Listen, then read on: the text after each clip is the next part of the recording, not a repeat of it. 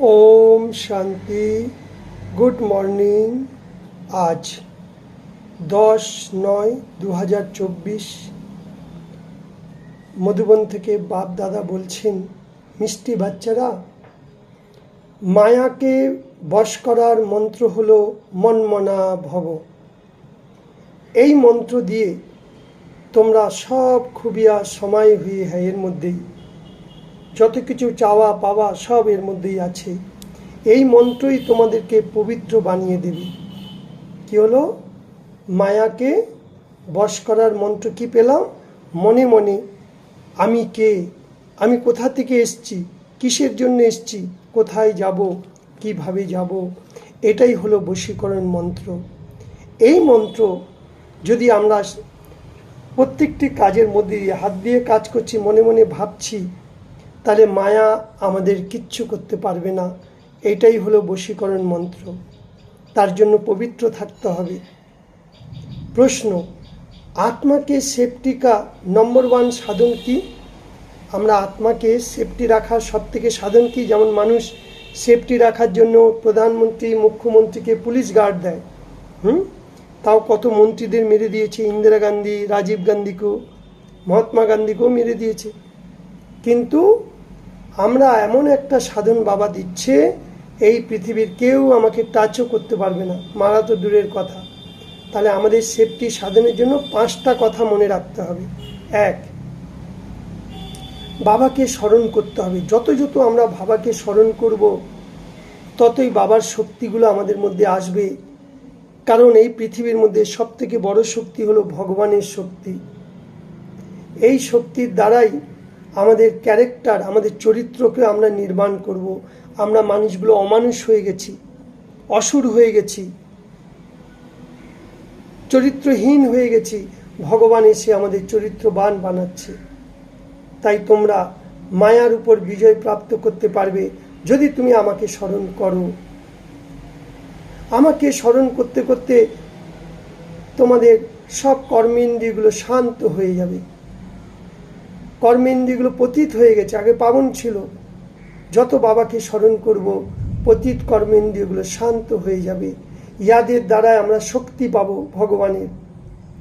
জ্ঞানটা হলো তলোয়ার, আর ভগবানকে স্মরণ করা হলো তার ধার, জোহর। তা জ্ঞানরূপী তলোয়ারে যদি ধার কী করবে? শুধু জ্ঞান থাকলে হবে না, জ্ঞান আর যোগ যদি দুটোই থাকে, তবে আমরা অসুরের গলাগুলো কাটতে পারবো, মায়ার গলা কাটতে পারবো। আর কি না, ইয়াদের দ্বারাই আমরা তমপ্রধান থেকে শতপ্রধান হব। এই জন্য কাউকে কখনো নারাজ করো না। এই জন্য ইয়াদের যাত্রায় থেকে নিজেদের দুর্বলতাগুলোকে সমাপ্ত করো। যদি ইয়াদ না করি, তাহলে কিন্তু আমাদের কমজোরিগুলো থেকে যাবে। তাহলে ইয়াদ কি যাত্রা মে কমজোর নেহি বননা, শক্তিশালী হও। তাই নিজেকে নিজে জিজ্ঞেস করো কি সারাদিনে আমি বাবাকে কতক্ষণ স্মরণ করতে পেরেছি। তাই বাবা আমাদের রোজ রোজ সাবধানী দিচ্ছে, বাচ্চে এই ইয়াদই হলো তোমাদের সেফটির সাধন। ইয়াদ কি যাত্রা তোমরা যত করবে তত তোমরা সেফ থাকবে। মূল কথা হলো বাচ্চাদের জন্য ইয়াদ, বাবা বারবার স্মরণের জন্য। যত যত স্মরণ করবে, মন বুদ্ধি খুশি আনন্দে ভরে যাবে। তা বাবা বলছে এইরকম মিঠা বাতাবরণ আমাদের তৈরি করতে হবে, যার ফলে আমাদের কেউ যেন আমাদের থেকে অরাজি না হয়, অসন্তুষ্ট না হয়। সারা খেলা মন বুদ্ধি। মন বুদ্ধি দিয়ে যদি বাবাকে স্মরণ করি, তাহলে আমাদের থেকে ভাইব্রেশন বেরোয়।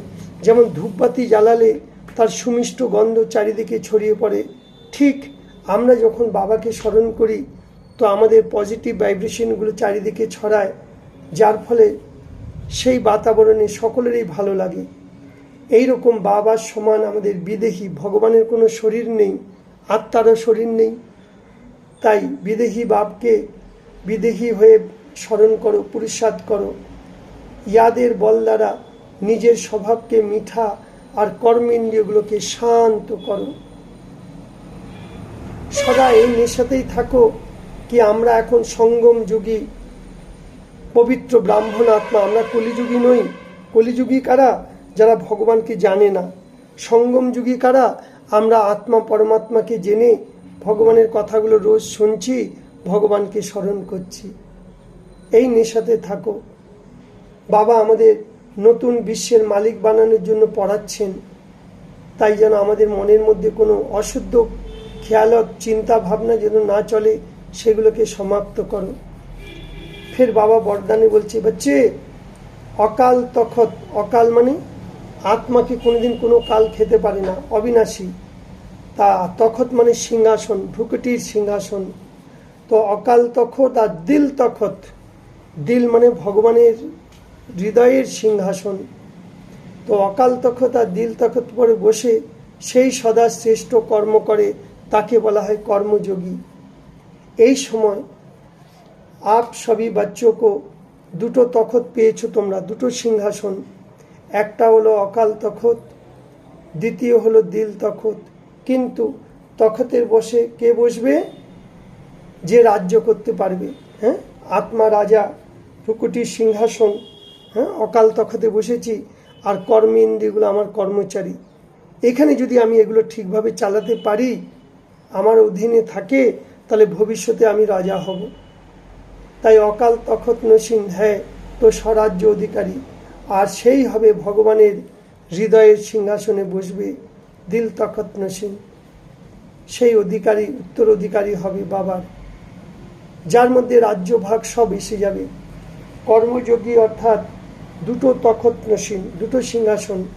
এইরকম সিংহাসনে বসে আত্মারা প্রত্যেক শ্রেষ্ঠ কর্ম করে, কারণ সব কর্মেন্দ্রিয়গুলো তাদের আদেশ নির্দেশ অনুসারে চলে। ল অ্যান্ড অর্ডার পর নিজের আদেশ নির্দেশে চলবে। স্লোগান, যে সদা সমানে সিট পর সেট থাকে, সেই গুণবান আর মহান হয়। সমান, যে নিজেকে নিজে সম্মান দিতে জানে, যে ভগবানকে কথাগুলো স্বরূপে নিয়ে আসে, বরদানগুলো, সেটাই হলো সমান।